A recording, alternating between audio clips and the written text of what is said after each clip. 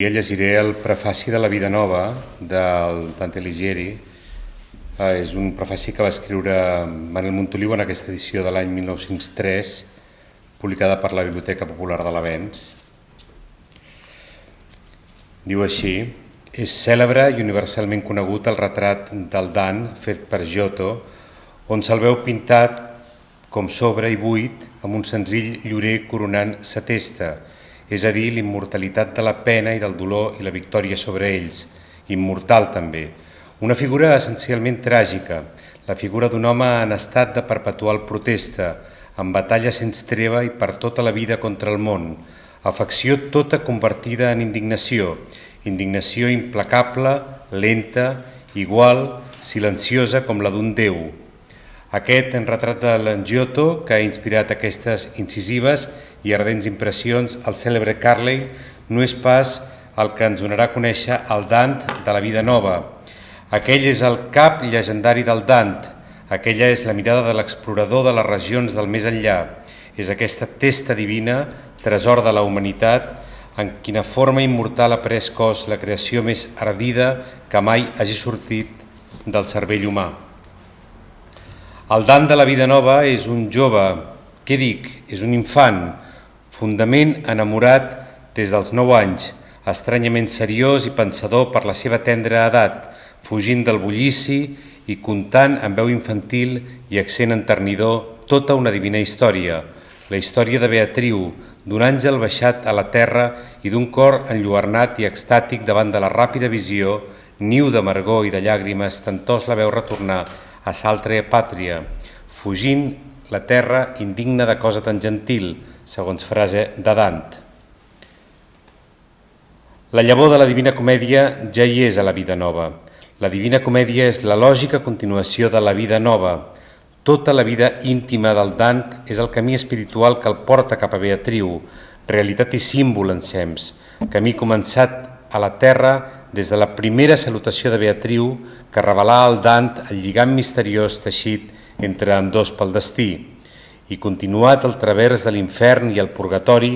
i acabat amb Beatriu retrobada al paradís, davant de la qual el Dant sent reviure son amor de 9 anys amb una revivalla tan sorprenent que quan arriba a la presència de Beatriu perd de vista l'altura a la qual ha arribat de son poema per recordar solament son primer amor i per parlar-ne amb l'accent ingenu d'un infant. Així es desenrotlla i es lliga pels dos caps d'aquesta immensa cadena, aquesta immensa òrbita seguida pel viatger de l'altre món. Doncs bé, aquesta meravella fusió de lo real amb lo ideal, aquesta identificació de l'art i de la vida, aquest poder de transformar lo individual en universal i de saber veure lo més sublim, és a dir, el gran secret, com diu Goethe, al fons de la cosa més insignificant, aquest simbolisme en fi natural i no volgut, necessari i no convencional, que resulta de l'obra del geni, han sigut negats una vegada més en el que es refereix al Dant. Totes les ramificacions de la nova escola d'interpretació dantesca arrenquen de les doctrines del comentarista Vischioni, que recollint una opinió perduda de Filelfo, pretengué que la Beatriu del Dant no era una dona real, és a dir, la filla de Folco Portinari, el veí de Dant, com fins llavors s'havia generalment cregut, seguint la biografia del Dant escrita per Boccacci, quasi contemporani d'ell, que et dona notícia detallada dels seus amors amb Beatriu. Les principals conclusions de Vischioni sobre la vida nova poden reduir-se a les següents. La vida nova és un tractat d'amor merament intel·lectual, sense barreja d'amor profà, és a dir, sent excloïda tota espècie d'història real. L'objecte de l'amor del Dant és la saviesa, a la qual ell posà i nom de Beatriu, i moltes altres afirmacions, totes per l'estil, és a dir, reduint sempre el valor real de les paraules a les exigències de son càndid partit pres de l'al·legoria de la saviesa. Aquesta és una de les interpretacions que han format escola. Per una altra interpretació més moderna i més ardida és la del cèlebre Dantòfil Rossetti, pare del famós pintor-poeta anglès. En el seu temps, tot el fantàstic edifici aixecat per Vischioni començava a enraonar-se a una sola observació que li feia Dionisi, a saber que si l'enamorada del Dant era una al·legories també tenien de ser totes les dels poetes contemporanis seus, que parlant d'amor usaven igualment un místic i platònic llenguatge. Llavors en Rossetti sortí ardidament a apuntalar la falsa construcció d'en Vischioni en un llibre titulat De l'esperit antipapal que produí la Reforma. En ell, partint de la base de la interpretació al·legòrica i responent en aquella observació, vol establir l'opinió de que tant Beatriu com Giovanna, Salvatge, Laura, Fiammetta no eren res més que una personificació de la protestant imperial invocada per Dant. En Cavalcanti, en Cino, el Petrarca, en Boccacci i tots els altres del partit gibelí com senyora i redentora d'Itàlia. Tenien els gibelins, diuen Rossetti en son llibre, un llenguatge convencional comú a tots llurs més distingits personatges, per medi del qual, fingint parlar d'una cosa, en parlaven d'una altra, i així lograven tenir una comunicació mai interrompuda enmig de tots els disturbis i persecucions. Segons aquests patuars, el gibelianisme se deia vida i el guelfisme mort. Per això el Dant digué vida nova, referint-se al nou curs de sa vida política. I conforme al plan d'aquest enginyós trencaclosques, va interpretant passatges sencers de la vida nova i de la Divina Comèdia, on no fa més que substituir les paraules que s'hi llegeixen per les peces del seu complicat mosaic. La principal circumstància que amb els comentadors ha fet sospitar l'existència d'una al·legoria al fons del personatge de Beatriu és l'haver escrit el Dant immediatament després de la vida nova un tractat filosòfic titulat El Convit, on clara i explícitament personifica la filosofia en una bellíssima dona a la qual s'endreça sonets i cançons, que per conseqüent deuen entendre simbòlicament. I d'això dedueixen els comentadors l'existència de l'al·legoria en la vida nova.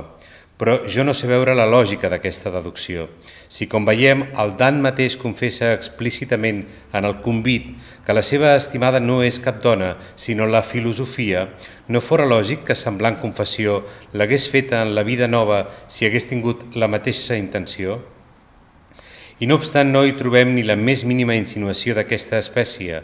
a més de que si les dones de la vida nova i el Convit fossin una mateixa, no sé veure la raó per què el Dant nomena a l'una Beatriu i a l'altra ni tan sols li posa nom,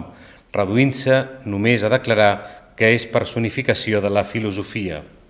Però fora de tot això no cal més que el lector imparcial es fixi en la multitud de detalls insignificants de la vida quotidiana que el Dant retreu en el seu llibre per convèncer-se de que no es tracta de cap al·legoria intencionada. Conta que quan Beatriu li aparegué per primer cop, ell tenia 9 anys, i ara dieu-me francament si el Dant podia dir que en aquesta edat se li aparegués la filosofia. Conta que la trobava en l'església, pels carrers, que volent ocultar aquest amor als ulls de la gent se fingia enamorat d'altres. Conta, en fi, que Beatriu morí i senyala precisament la fetge 9 de juny 1290. És que, segons els nous comentadors, això vol dir la mort de la filosofia en el segle XIII, època precisament de més vida per la escolàstica. Més lògica en Rossetti, observant la mateixa manera de pensar i parlar en tots els poetes eròtics d'aquells temps, afirma que totes les per ell suposades dones dels poetes eren una mateixa personificació del poder imperial invocat pels gibelins. Però dels seus jeroglífics, acròstics, logogrifs, trencaclosques, etc., no vull fer-ne menció ni crítica detallada, no perquè no valgui la pena i tampoc perquè no vulgui reconèixer, per altra part, el valor dels lluminosos comentaris d'en Rossetti quan oblida el seu sistema artificiós i reprèn la via de la simplicitat, sinó perquè, a més de no donar-nos cap prova documentada sobre l'autenticitat d'aquell suposat llenguatge figurat dels gibelins, la suposició de que el Dant s'entretingués en semblants puerilitats destrueix totalment la idea de gran poeta que d'ell tenim. Sí, un poeta d'aquells que no deixen prendre forma en el seu cervell a cap idea que no hagi sortit abans roja i candent de la fornal vital del cor. Negar aquest origen pregón i misteriós a tota la meravellosa florida de ses obres és negar al poeta. La vida nova interpretada com una dissimulada història d'intrigues polítiques, sense el més petit interès, manca de noblesa i plena de covardia, està separada per un pregón abim de la mateixa obra llegida com la història divina, d'uns amors puríssims infantils, de joies inefables i de llàgrimes amargues. de misterioses aspiracions immortals de falliments, tot contat amb un llenguatge de sospirs, escrit encara baix la fonda impressió dels íntims aconteixements, és a dir, presa aquesta obra com el fons real d'aquell cor jove, d'aquell gran cor que com cràter encès el veiem en la vida nova enviant les primeres vagues però potents flamarades d'un amor sobrehumà en aquell front potent que l'havia de transfigurar més tard en la gran visió de la Divina Comèdia. I per últim jo diré en aquests novells comentadors rossetians, interpreteu la primera obra del gran mestre de la manera que us plagui. Dongueu-li la significació més ultraterrena i més extraordinària. Amb tots els vostres artificis no lograreu aixecar al Dant un dit més de la gran altura on es troba si interpretem sa primera obra en el sentit absolutament literal. Doncs què? Penseu que qualsevol pot, d'un amor real de la infantesa, concebir-ne una divina comèdia? Diuen que és una cosa mesquina aquest amor d'infant per un home tan gran. Concedim-ho, que és molt concedir. No són les coses més grans les que neixen de les més humils? Gota a gota es forma el riu i els fets més vulgars són la primera matèria de les grans concepcions del geni. Deixin, doncs, la llur tasca que només fa que enxiquir i convertir en mesquins xarders les grans figures que exalten la humanitat i que escoltin llur fulminant condemna de boca del gran Carlyle, que pressentint l'arribada d'aquests comentadors que necessiten microscopis o telescopis per veure les realitats que tenim a la plena llum del sol, exclama: algun crític futur que haurà totalment deixat de pensar com el Dant podrà creure que tot això... repeteixo això. Algun crític futur que haurà totalment deixat de pensar com el Dant podrà creure tot això una mera al·legoria, parla de la Divina Comèdia, potser una ociosa al·legoria. Tot el cristianisme, tal com el Dant i l'edat mitjana el concebien, hi és simbolitzat i no obstant amb quina sincera veritat d'intenció, quan inconscient de tota simbolització. El crític futur, qualsevol que pugui ser, son nou pensament, que opini que l'obra del Dant ha estat tota concertada com una al·legoria, cometrà un trist disbarat. Beatriu, doncs, en realitat, símbol ensems, però símbol natural, no convencional, com són símbols tots els sers, i de més fonda significació quan més amunt estiguin en la jerarquia de la natura. Qui hagués pogut tenir el màgic domini que de nostra llengua posseïa Verdaguer per fer una traducció ideal de l'obra del Dant, però ja que això no és possible, Déu faci que les meves mans hagin estat prou encertades en la delicada transformació d'aquesta hermosa obra i que el llegidor la trobi escaient amb el catalanesc ropatge, havent perdut el menys possible de la gràcia i majestat amb les que la coneixem, rombejant la seva expressiva, elegant i harmoniosa llengua italiana. La circumstància que m'ha facilitat molt la traducció fidel i quasi literal que he procurat fer ha estat la portentosa semblança que amb el nostre català clàssic té l'antiga llengua italiana. Aquesta i només que aquesta ha estat la causa que m'ha mogut traduir en vers totes les cançons de l'obra, excepte dues, i a més conservar la forma de sonet en la traducció de tots els que s'hi troben. Només me caldrà dir, per fer veure d'un cop aquesta semblança, que he trobat sonets en els quals no he tingut de variar més que un parell de rimes, és a dir, que totes les altres 12 paraules rimades també resulten en català rimades, segons el mateix ordre i disposició de les rimes de l'original. Qui me negarà que aquesta feliç circumstància ajuda en el traductor a fer una traducció ideal i perfecta en el possible?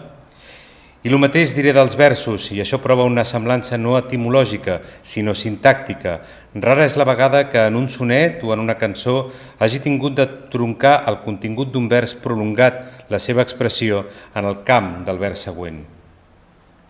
I referent a la prosa, m'abastarà dir que he preferit caure algun cop en alguns italianismes que he trobat justificats en algunes traduccions catalanes mitjavals d'obres italianes que no per fer una traducció lliure i capritxosa quan no hi havia cap necessitat. I per últim, que he posat en ma traducció una incansable sol·licitud en fer català culte i elegant, a tal extrem que m'exposo a que em qualifiquin d'arcaic i amanerat. Però jo crec que aquests que això me poden criticar no hauran assaborit els refinaments d'expressió ni admirat el noble caient de la parla catalana en llavis d'un Ausiàs Marc o un Ramon Llull, i per això em limitaré a assignar-los amb gest mut aquestes pures fonts